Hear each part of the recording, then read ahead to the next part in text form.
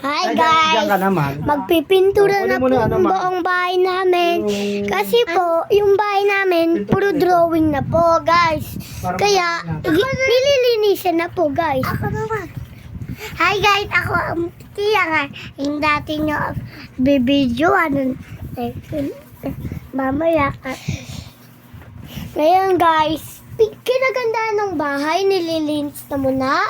Ginagawang kulay puti para yung mga drawing kasi nagkakalat. Kaya ginawa na namin kulay puti.